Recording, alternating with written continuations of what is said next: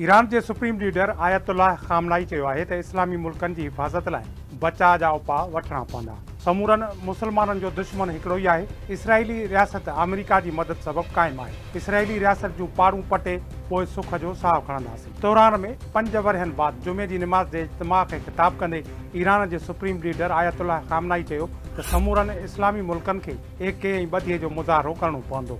Iran जे supreme leader Hamas जे सरबराह Ismail Haniyeh ऐं Hezbollah जे सरबराह Hasan Nasrallah खे भरपूर भेटा पेश कंदे चयो त मुसलमाननि जे दुश्मननि जे ऑपरेशन रूम जी जाइ हिक ई हंध ते आहे ऐं उहे हिक ई ज़रिए सां मालूमात हासिल कनि था। इसराइल गज़ा में रत जी रांदि खेॾी रहियो आहे। फ़लस्तीन ते कयल इसराइल जे ज़ुल्मनि जी मज़म्मत करियूं था।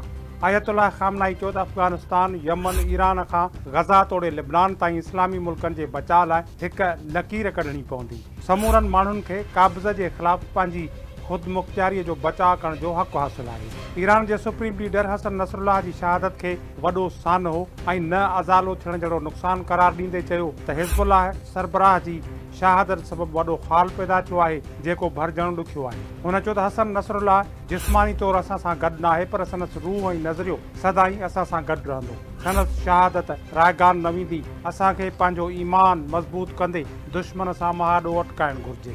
समूरनि मुसलमाननि जो फ़र्ज़ु आहे त लिबनान जे मुजाहिदनि जी मदद कनि ऐं मस्जिद अल अक़सा जे लाइ जंग जी हिमायत कनि। ईरान जे सुप्रीम लीडर आयतुल्लाह खामनाई चयो त 7 अक्टूबर 2023 ते इसराइल ते हमास जो कयल हमिलो जाइज़ हो ऐं ईरान जो इसराइल ते कयल हमिलो दुरुस्त आहे। ज़रूरत पई त मुस्तक़बिल में बि इसराइल खे जवाबु ॾियण खां न कीबाईंदासीं। इसराइल जी हुकूमत जा कयल ज़ुल्म संदसि ख़ात्मे जो सबबु बणिजंदा। आयतुल्लाह खामनाई चयो त सहियूनी रियासत जे तहफ़ुज़ एवज़ अमेरिका ख़िते जे वसीलनि ते कब्ज़ो करणु चाहे थो। इसराइल जो मक़सदु विच एशिया मां यूरोप ताईं तवानाई जे वापार जे लंघ ते कब्ज़ो करणो आहे। असां कॾहिं बि मज़ाहमत सां हथु न खणंदासीं। उमेदु आहे त इसराइल हाणे कॾहिं बि हिज़बुल्लाह ऐं हमास ते सोभ हासिल न कंदो। आयतुल्लाह खामनाई जो चवणो त अमेरिका ऐं इसराइल वॾा ख्वाब ॾिसी रहिया आहिनि पर इसराइल जे रियासत जे वजूद जूं पाड़ूं पटे ॾेखारींदासीं। इसराइली रियासत जो को बि बुनियादु न आहे। इसराइल जी रियासत हथ ठोकी ऐं ग़ैर मुस्तहकम आहे।